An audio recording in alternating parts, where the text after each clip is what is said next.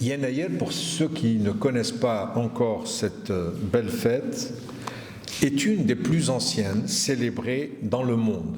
Ce n'est pas uniquement, comme on dirait en Algérie, c'est dans le monde entier. Parce que Yanayel plonge ses racines dans une histoire millénaire née d'un rapport profond entre l'être humain et la nature, marquant chaque année une promesse renouvelée. Mais Yanayel, surtout, il ne faut pas croire que c'est une fête du passé.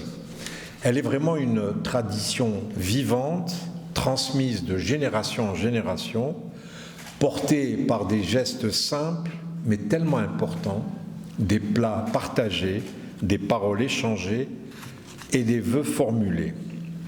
Yanayel réunit les familles, rapproche les voisins, les rassemble autour d'une même table et d'un même espoir que l'année qui commence soit meilleure, plus juste et plus généreuse.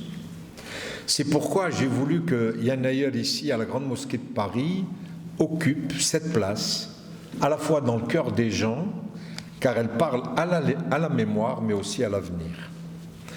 Yanayel est une manière de dire que l'identité évolue, elle évolue certes, mais elle ne se perd jamais, car Yanayel est à la fois fidélité et confiance. Et c'est pour ça, en ma qualité de recteur de la Grande Mosquée de Paris, je suis particulièrement heureux d'avoir instauré, il y a maintenant 3 ans, je crois, cette célébration de Yanayel ici, dans cet édifice religieux, ici dans la salle Émir Abdelkader. Ces dernières années, nous avons organisé des repas de Yanayel pour les étudiants algériens qui viennent étudier ici en France, ici même, pour les personnes vulnérables qui sont dans le besoin, dans le 18e arrondissement. Et je tiens à rendre hommage à mon ami Rachid Arar, qui a toujours soutenu la Grande Mosquée de Paris dans ses opérations caritatives dans le 18e, à la fois avec l'association La Table Ouverte et aujourd'hui avec l'épicerie solidaire qui a été mise en place et qui s'appelle Dar Rahma, dans un local qui nous a été prêté par le président de la République algérienne, M. Abdelmadjid Tebboune.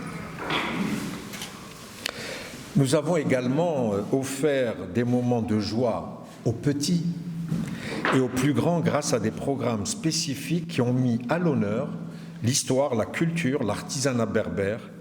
En janvier 2025, nous avions même élaboré des journées culturelles dédiées à la ville de Béjaïa. Et je garde personnellement à l'esprit toutes ces images colorées et tous ces sourires d'enfants. J'espère qu'ils seront encore très nombreux ce week-end.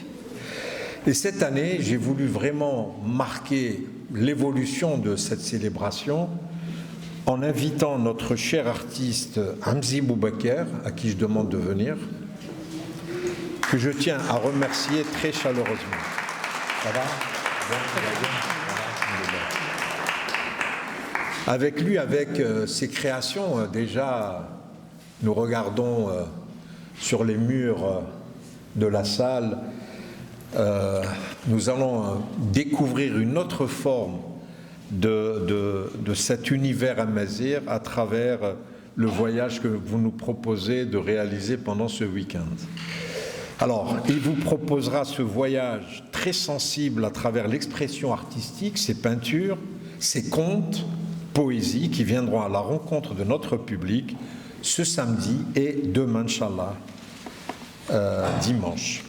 Chers amis, Monsieur le chargé d'affaires, à celles et ceux qui ne comprendraient pas notre démarche, je veux dire que la célébration de Yanayel à la Grande Mosquée de Paris est une affirmation claire et apaisée. Cette fête, parce que certains m'ont dit oui, mais ça contredit la religion musulmane, je leur dis pas du tout. Car cette fête de Yanayel ne relève ni du culte, ni du dogme religieux, mais de la culture et de l'histoire qui ont toute leur place ici à la Grande Mosquée de Paris. L'islam, dans sa profondeur spirituelle et dans son riche passé, a toujours su dialoguer avec les cultures des peuples qu'il a rencontrés. L'islam les a reconnus et souvent même enrichi. Yanayel porte des valeurs extrêmement nobles. La gratitude pour les bienfaits de la terre, le respect du travail, la solidarité familiale, l'attention portée aux plus fragiles et la bonté du partage. Quand je parle comme ça, je pourrais parler de Yanayel, mais en même temps je pourrais parler de notre religion, l'islam.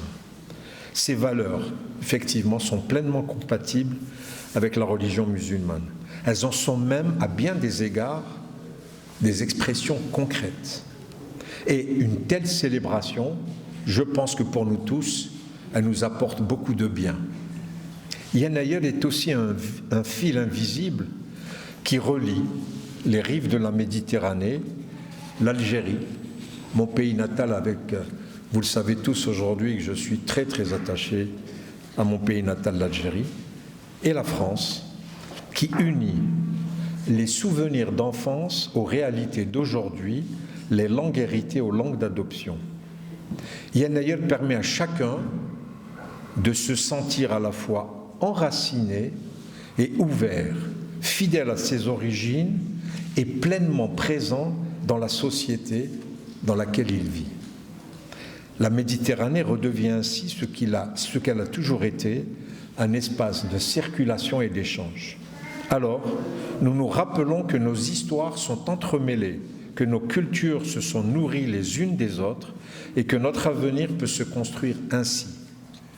En fêtant Yanayel à la Grande Mosquée de Paris, nous envoyons un message fort à la société tout entière, celui d'une identité apaisée, assumée, généreuse, d'une identité qui ne s'oppose pas, mais qui contribue, qui ne se replie pas, mais qui dialogue, qui ne divise pas, mais qui rassemble.